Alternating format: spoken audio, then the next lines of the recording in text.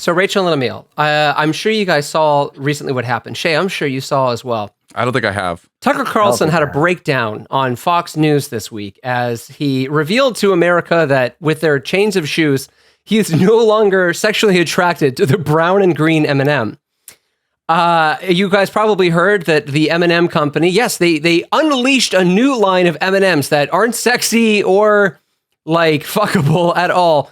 I guess in an attempt to like rebrand them. So here's my question, okay? Do you think the rebranding is a good faith attempt by M&Ms to have their candy reflect the general unfuckable populace? Or do you think that cares? Or here's my question. Do you guys think this is just like a fucking psyop put forth by the Mars Corporation to distract from the fact that they are currently being sued for essentially using child slave labor to harvest their chocolate? Oh, absolutely. Yeah. I'm just now hearing about this, but that's fucking ridiculous. Hold on. Our resident racist has a hot take he's going to give us. First of all, I will not let you call M&M's chocolate. If you've ever had real chocolate, that shit is... They're not harvesting shit. They're harvesting something. Are you coming on to me, Emil? Is this your pickup line? You haven't had chocolate until you had a meal. Some real chocolate. You can harvest this all night. I was Oh my God. Okay, so my thing is that like this is kind of like a lost cause for them because the green M&M will never not be fuckable. Like, have you? You'll have to elaborate. That's just like decades of character development. Like, I'm sorry, it's not like it's canon. The green M&M being fuckable is canon. Yeah, like, have you seen the memes of like Pete Davidson and the green M&M? I made that meme. No, you didn't. I'm the creator of that meme. No, you're not. No, you're not. He's the creator of one of those memes that he shared in our group chat, Rachel. Yeah. I made the first one. I'm sure you did. I'm actually really upset about that because it's not that I made the first one, but that I made a joke that everybody started making, and I was like, wow, I'm really basic. Like you got to get it first. You got to be the first one. I think if you're the first and then everybody does it, like you're just you're just ride the high, man. Ride the high. You should be like the fifth. So I guess for anyone listening, and I guess I didn't know what these things looked like. Like if you had to describe like the physical difference, I'm not really seeing any significant difference between the two M&Ms. The yellow M&M is like chronically hung. Like the yellow M&M has the biggest cock. The red M&M is really good at eating pussy.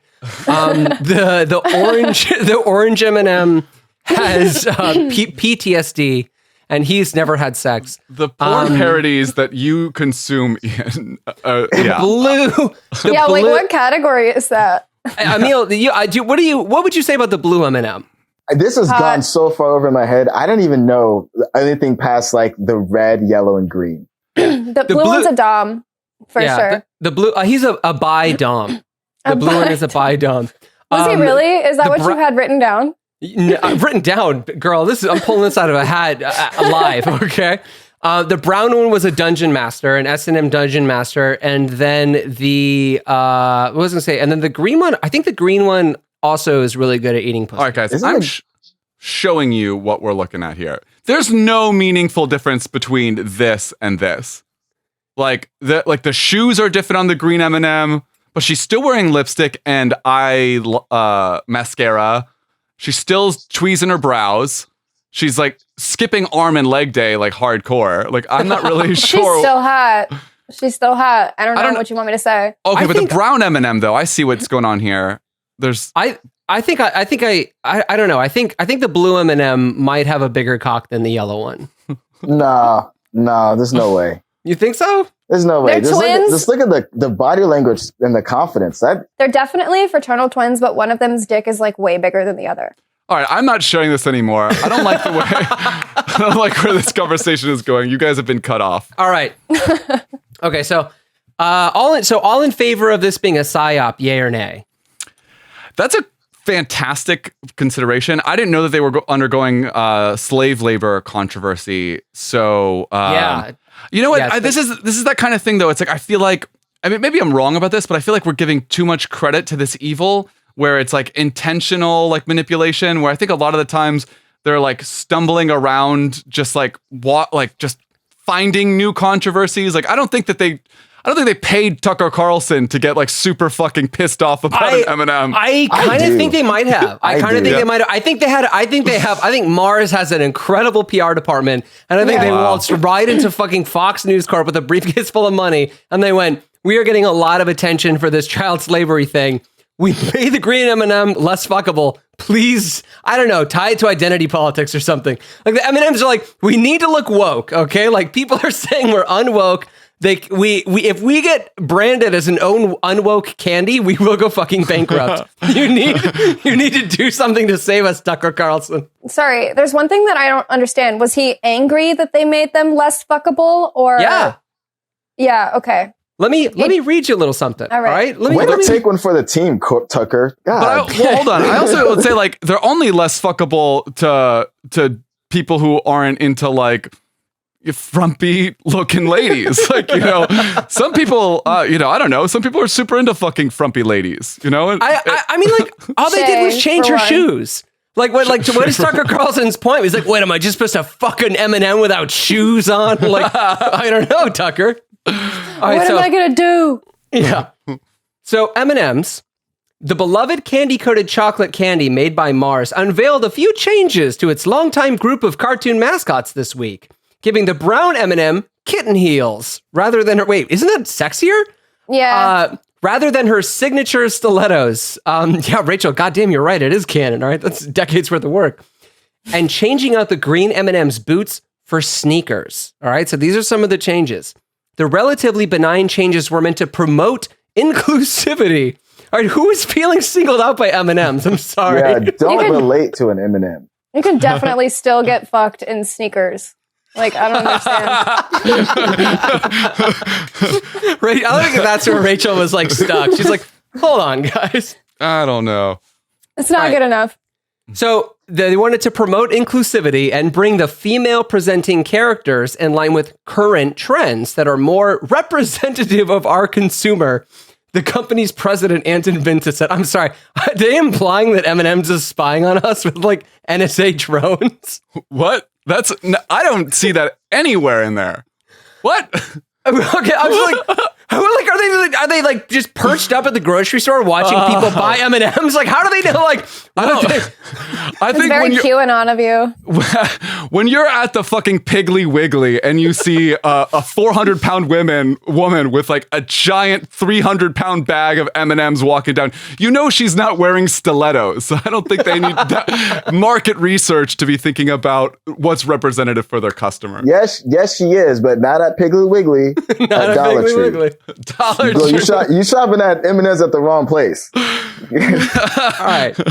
So in a bizarre twist of events, right-wing commentators have seized on the changes as representative of a larger cancel culture sweeping the country, with Fox News host Tucker Carlson on Friday connecting Marl's decision to make the cartoons less sexy to the decline of American society. I love that. They're so fucking dumb. That's ridiculous. Republicans. Did they do something like that with the frickin' Planters Peanuts when they redid the branding on that? Didn't they make him a baby? Yeah. Who's gonna fuck a baby? They were looking for the people with like grandpa fetishes. That whole demographic's real upset about the new Planters Peanut. I'm just imagining Tucker Carlson flipping a table over in his green room, like just like Emil said, like, how am I gonna fuck a baby? I'm looking up the mascot. Oh, the little baby peanut's pretty fucking cute. So it goes on. M&M's will not be satisfied until every last cartoon character is deeply unappealing and totally androgynous. Until the moment you wouldn't want to have a drink with any of them, he said. That's androgynous the goal. People fucking suck to drink with. What the fuck? That's such a weird thing to say. I'm just imagining Tucker Carlson seeing like The like smoking a cigar and drinking whiskey and watching the first Space Jam movie, and like when Lola Bunny comes out, like the Michael Jordan version, he's like, "Oh yeah, I'd like to grab a drink with her." Oh, he's like man. trying to call her agent on the phone. He's like wasted. He's like, "Get me in touch with Lola Bunny's agent. I have to talk to her." Have you seen the Space Jam movie? It's fucking amazing. She's incredible. I think I'm going to spend the rest of my life with her. I want whatever Tucker Carlson's taking. I mean, the lines he's drawing right now, that's just those ridiculous. are some serious fucking drugs. I mean, he has got some really A-class writers there. I think the Daily Show could really stand to learn a thing or two from them. This is why like I said, like I cannot believe he's like that far gone. Like it's hard for me to believe that somebody could genuinely and sincerely get outraged about not being able to fuck Candy unless you were being given a lot of fucking money. That's interesting. Okay, dude. Okay, so like to our original question, like, how do I think it's like a psyop? Yeah, I think maybe you're right. Maybe this is like a PR like a PR distraction. Like at first I was skeptical, but I've been camp re-educated. All right, and Rachel and Emil, before we move on, what do you think? Psyop or genuine concern for how unfuckable America's candy is becoming? I don't know. I think anyone who would say that that's like an actual genuine concern needs to fucking go to therapy. It's just making me think of all the other candy mascots and like how would I have sex with them? And how what? How would I even have sex with them? Like consensual. They're already unfuckable. There are ways. Trust me. I think I could have a pretty crazy orgy with like the nerds candy, like those little nerd monsters. Dude, they look like fucking babies. What is wrong with you? But they're not. They're adults. Of course they are, Ian. I think they're adults. Oh, God. I just like the idea that like that is a whole thing is like an orgy experience. That's what Tucker Carlson. That's what Tucker Carlson is afraid of. He's afraid of all the candies becoming as androgynous and like unsexy as the little nerds creatures. The fact that he doesn't think that they're already like what makes them not androgynous right now is like the shape of their eyebrows and the type of shoe and almost nothing else. They don't have like hips or breasts or cocks, despite how much you really don't want that to be the case, Ian. They're totally. They definitely. No, the green one definitely has an ass. But like they're literally you can see it from the back.